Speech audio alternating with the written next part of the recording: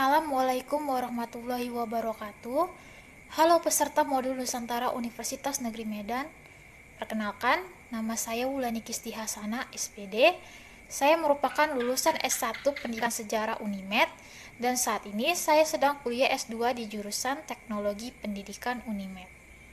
Terima kasih kepada Bapak Dr. Hidayat selaku dosen modul Nusantara yang telah memberikan kepercayaan kepada saya untuk memaparkan sedikit terkait tokoh host Cokro Aminoto yang akan kita bahas.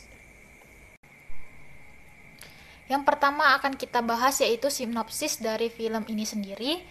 Yang pertama, setelah lepas dari era tanam paksa di akhir tahun 1800, Hindia Belanda atau Indonesia memasuki babak baru yang berpengaruh ke kehidupan masyarakatnya, yaitu dengan munculnya gerakan politik etis yang dilakukan oleh pemerintah Belanda. Di masa itu, kemiskinan masih banyak terjadi, di mana rakyat banyak yang belum mengenyam pendidikan dan kesenjangan sosial antar etnis dan kasta masih terlihat jelas. Di saat itulah muncul sosok Raden Umar Said Cokroaminoto atau kemudian lebih dikenal dengan Haji Umar Said atau host Cokroaminoto. Beliau lahir dari kaum bangsawan Jawa dengan latar belakang keislaman yang kuat. Beliau tidak diam saja melihat kondisi yang terjadi tersebut, meski dengan rakyat kebanyakan pada saat itu. Ini meninggalkan status kebangsawanannya dan bekerja sebagai kuli pelabuhan untuk merasakan penderitaan rakyat jelata pada masa itu. Cokroaminoto berjuang dengan membangun organisasi Sarekat Islam, yaitu organisasi resmi Bumi Putra pertama yang terbesar pada saat itu yang mencapai 2 juta anggotanya. Ia berjuang untuk menyamakan hak dan martabat masyarakat Bumi Putra di awal tahun 1900 yang saat itu masih terjajah. Perjuangan ini menjadi awal lahirnya tokoh dan gerakan kebangsaan. Tak lama setelah menikah dengan Suharsikin, Cokroaminoto pindah ke Surabaya dan dari situlah perjuangannya semakin berkembang. Cokroaminoto yang intelektual, pandai bersiasat, mempunyai banyak keahlian, termasuk jago silat, ahli mesin dan hukum, serta ia juga penulis surat kabar yang kritis, orator ulung yang mampu menyihir ribuan orang dari mimbar pidato. Apa yang dilakukan Cokroaminoto membuat pemerintah Hindia Belanda khawatir. Mereka mulai bertindak untuk menghambat laju gerak Sarekat Islam yang sangat pesat pada saat itu. Perjuangan Cokroaminoto Islam untuk memberikan penyadaran masyarakat dan mengangkat harkat dan martabat secara bersamaan juga terancam oleh perpecahan dari dalam organisasi itu sendiri. Rumah Cokroaminoto di Surabaya terkenal sebagai tempat bertemunya tokoh-tokoh bangsa Indonesia nantinya. Salah satunya yaitu Haji Agus Salim yang merupakan tokoh pergerakan nasional Indonesia. Di rumah sananya itu nantinya rumah kos ini dibina oleh istrinya yaitu Suharsikin, dan disitulah juga terdapat banyak murid-murid muda yang pada akhirnya mempunyai jalan perjuangannya masing-masing.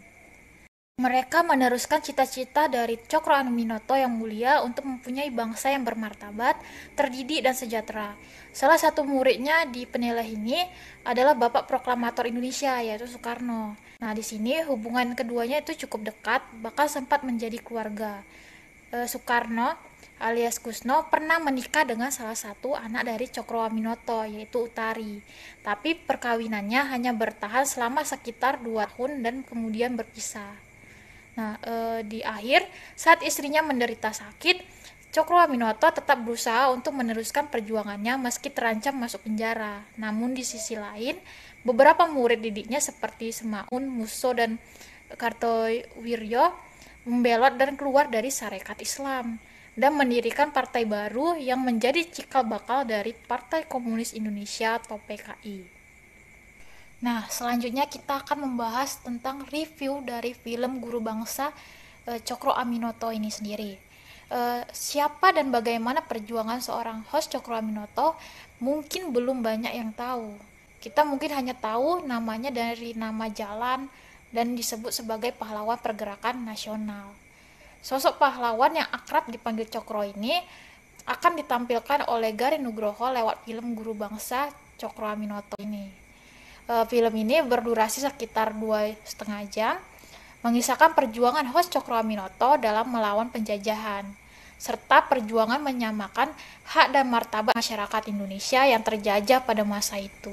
Bergenre drama biopik ini lahir berkat dukungan penuh dari Yayasan Hos Cokroaminoto itu sendiri, dan Kementerian Pariwisata dan Ekonomi Kreatif, serta Kementerian Pendidikan dan Kebudayaan Republik Indonesia. Selain itu, diceritakan juga tentang bagaimana Cokroaminoto tumbuh menjadi guru dari para pemimpin pergerakan seperti Soekarno, Semaun, Alimin, dan Musso. Di film ini terdiri dari sederet bintang tenar baik yang muda maupun senior ikut memperkuat dari jajaran pemainnya itu sendiri. Kelompok terbaik dari teater daerah Yogyakarta dan Surabaya juga turut memberi warna pada film ini.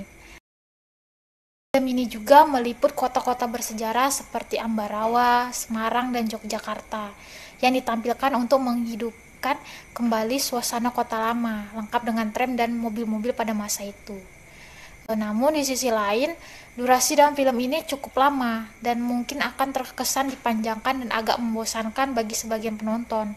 Tapi menurut saya itu terasa wajar karena ada banyak tokoh-tokoh penting yang ditampilkan yang berhubungan perjuangan Cokroaminoto. Mungkin karena itu juga beliau disebut sebagai guru bangsa sesuai dengan judul filmnya. Kalau kita nilai dari secara visual dan artistik, film ini termasuk cukup menarik. Jika kita nilai secara visual dan artistiknya, film ini memang cukup menarik karena kita benar-benar seperti dibawa kembali ke masa lalu. Detail propertinya pun diperhatikan sangat baik dan digarap dengan serius. Dan fakta terakhirnya yang menarik, para pemainnya atau pemain utamanya yang menjadi Cokroaminoto dan istrinya ini mengisi juga salah satu soundtrack dari film itu sendiri. Baik, mungkin itu saja yang bisa saya sampaikan mengenai review film Guru Bangsa Hos Cokroaminoto ini. Terima kasih dan wassalamualaikum warahmatullahi wabarakatuh.